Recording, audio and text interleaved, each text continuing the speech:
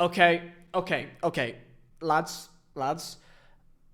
One more time. Okay, we can do it one more time, right? We can do it. Let's go. My rent is due in about, 3 days, so I gotta get this out quite fast. Manchester United. Now, the reality is I was always going to do this video anyway, if you lost. But my recent videos makes it look like I now have an agenda. I don't have an agenda. You're just incredibly bad right now, and it's kind of funny. Like, even if you are a United fan, it's even kind of funny to even my United mates of how bad you are, where you almost can't do anything but laugh because trying to be angry just makes no sense anymore. You are so diabolically bad that I think you are worse than the United team that literally got relegated. You lost to Spurs. Again.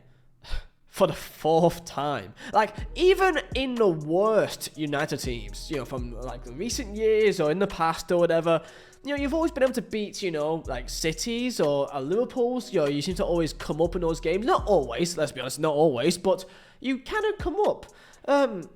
But Spurs 4 times in one season, and one being a European final, is remarkable here, lads. It's not even like they're good. They're below you. Now, I did a video a week ago with like the worst European final of all time. Now, technically that is correct. Like, the title is correct. Like, position-wise, maybe the Dnipro versus Sevilla one maybe also up there, but I don't care. This one's worse for me because the fact of the matter is the actual game of football that you've watched actually matched one of the worst European finals you may have ever watched. The goal that was scored was a scuffed cross basically into the box and it's deflected around like a ping pong ball, and the rest of the game was pretty much ball up in the air, fouls every single 5 minutes, and Bruno Fernandes crying to the referee. Let's be honest here, Bruno Fernandes needs to stop with this, because every single time I watch United, and I don't watch like a full game of United like often, like when I do, last night I noticed for the first 30 minutes I was like, I keep on seeing him immediately dash to the referee and just start talking, doing that little sideways face, and my God, if he is your captain, then it's going to be a long day because you'll just be annoyed by him by the end of the game. Let's go to the final and kind of what this actually means to Manchester United and what's come out afterwards, because a lot's happened, right? Like, a lot has come out from the media and it looks like it's going to be a complete train wreck. So let's get into what's happened. So comment down below your thoughts on what can be done for United here, which I think is just a pointless conversation because we do this conversation every week, but what can actually happen? The season's now done. Other than Aston Villa, it's now done. Ruben Amorim is going to stay. As far as I'm concerned, he's going to stay. What does he need to turn this around? Comment down below, like, subscribe, and Mazar Designs with the new Brennan Johnson print up on the website. Go check it out. Use code Vizeh for 15% off all items, all prints made by myself. Support me, and of course, the Crystal Palace FA Cup fan that's on site as well, and the playoffs are this weekend too. So look forward to all of them as well. It's been a good time for Mazar. I've had a great time. So yeah. Comment down below, let's go. So let's break down into what I think went wrong for this game. So, number one, Amorim deserves to be critiqued for this. Like, I know people may overestimate what a manager can really do sometimes, but he's been there for now 3/4 of a season, and this is beyond bad. Beyond bad the results, and beyond bad what they're getting out of the players, and even like in-game management, I just think is wrong. Like, let's take this game for example, right? Many parts of it I just felt like was just wrong. Like the lineup itself, you've got, of course, Luke Shaw playing as a left centre back, which of course we know he's not that position, but he's the lack of centre halves, right? But I think there's other options there that can be in that role instead. Luke Shaw is incredibly unfit because he barely has played a single second, and he's playing in a position that he's not used to. I think, for example, Ugarte could have gone in that role much more suitable than Luke Shaw, and it could also mean that it could lead to, when they're in possession, he can drop into midfield a bit more, leading to Bruno Fernandes or Casemiro to be high up the pitch to actually impact play. Because the issue is Casemiro and Fernandes are way too deep in the way that they play. They basically play like holding midfielders. So they've got a 5-back. The wing backs, Mazraoui and Dorgu, I think that they're okay, but I just think they're just kind of a bit here or there. Like, they're not really that effective in really defending or attacking for me. They're just kind of okay. Like, the fundamentals of the team is just wrong. You got an isolated number 9 with too many defensive players. Basically got 7 defensive players, basically, with an incredible lack of creativity. Like, you've got maybe 2 players in that team that could actually maybe make something happen. Diallo and Bruno Fernandes, really. Because, for example, United at the start of the year were already in a bad spot in terms of attacking creativity, in terms of attacking goal threat.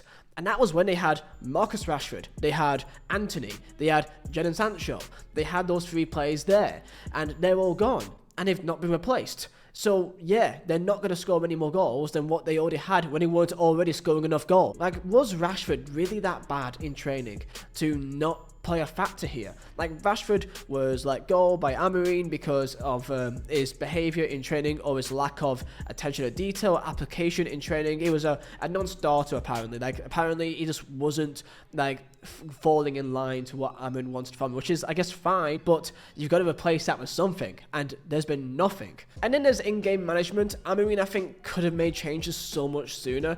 Kobbie Mainoo got subbed on with like 3 minutes left to go, 5 minutes or something. That was done way too late, for my opinion. Garnacho brought on way too late. There was basically no subs till the last 20 minutes, when United knew from like half-time that Spurs was just going to soak in all the pressure, drop deep, and hit them on the break, and there was nothing else. So, in my opinion, I think it should have been changed a lot earlier. Garnacho not starting for Mount. I can kind of understand that Garnacho being maybe used as a super sub is much more likely to happen, and that can have a lot more impact. And Garnacho did have a bit of an impact on the game. I just wish he had that chance a bit earlier as well. And speaking of Garnacho, a lot's come out from this because of Garnacho, that there's been talks in the media with not just Garnacho but also his brother. Garnacho himself really is not helping himself here. He came out after the game talking to the press saying, this is in his exact words, saying the season was shh, you can guess what the rest is. Up until the final, I've played every round, and today to play 20 minutes, I don't know. I'm going to try to enjoy the summer and see what happens after. That's not exactly ideal to say, mate. And of course, he got his brother online, because that's just what we need to throw into the mix here, with a comment about him being thrown under the bus, which again doesn't help things. You got Bruno Fernandes and his future being talked about as well. Him talking to the press because there's this offer from apparently Al Hilal in Saudi Arabia. His agent is online on Instagram saying sometimes life is unfair, you deserved more. And Fernandes afterwards saying if the club thinks it's time to part ways because they want to do some cashing in or whatever, it is what it is. Football sometimes is like this. So you got Fernandes talk about his future leaving. You got Garnacho and his brother being involved in agents, and you've got Amorim basically saying that if they think I'm not the right man, then I'll leave now with no compensation. I like Amorim. I like Ange, and I wanted Spurs and Ange to win the trophy. Don't get me wrong. I like Amorim too. I really want him to work. But realistically, there's actually been nothing that I can really say that makes me think he'll change it around, other than the fact that I like him and I like the way he presents himself. I think he did a great job at Sporting Club de Portugal. But actually, I've seen nothing in 7 months that makes me think for once that anything can change here, other than the slim hope, like the slim hope here, that him being backed by Ineos and bringing some more players of his own can make some bit of difference. Because I don't think anyone here has actually got better since he's joined. And that's a problem. That is a big problem. Like, most players here have regressed since he joined. The only player in that game that I can give a big shout out to that was really good was Euro. I think Lenny Euro was by far the best player on the pitch. He was trying to do something. He was trying to take a risk. And yeah, maybe I think he took a shot like right near the end of the game that went skying over the bar, but I don't blame him because nothing was happening. Like, there was 2 chances for United pretty much the entire game. You got the Luke Shaw header in the last minute, and then the Højlund header that came off the line for Van der Ven. Nothing else really happened that entire game. Spurs basically did nothing the entire game. As a match of football, that was maybe one of the worst games I've ever seen. And that's not me even being stupid here. Most fans are saying it. Most people are saying it. Spurs had, I think, 2 chances. They had the Johnson chance from a tight angle that came from a mistake from Maguire and Luke Shaw. And then, of course, there was the cross in the box by Saul, which was deflected in.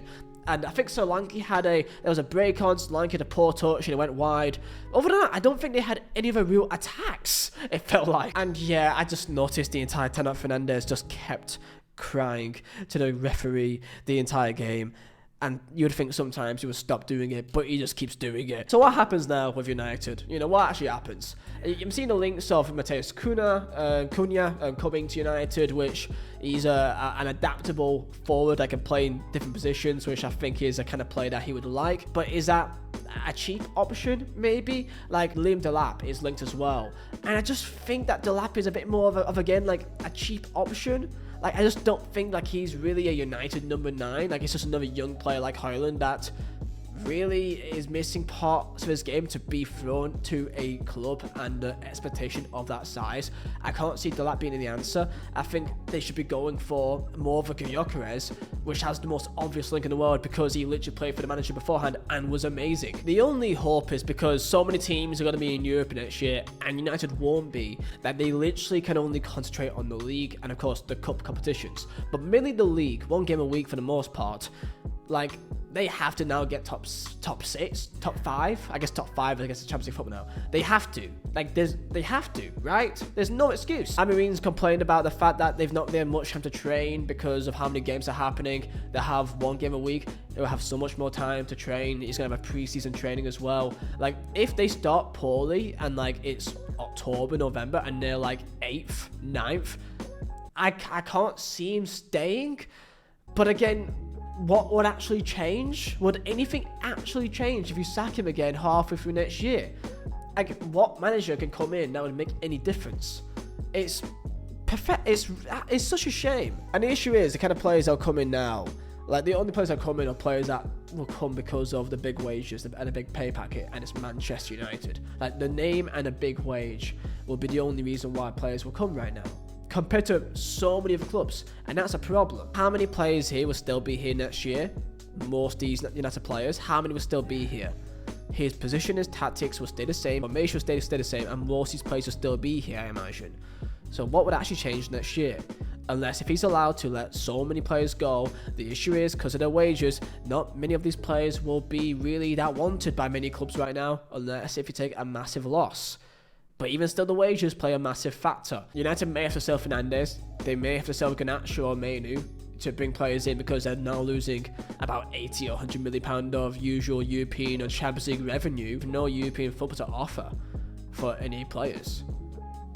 Yeah, Jesus, it's not fun, is it? But yeah, if I actually look at it, like, I like Amorim, but there's actually been nothing that I've seen in the last 7 months or so that makes me think that he's made any difference other than make it worse. Yeah, if you're a United fan, man, I'm so sorry. I'm so sorry. Enjoy your day, boys.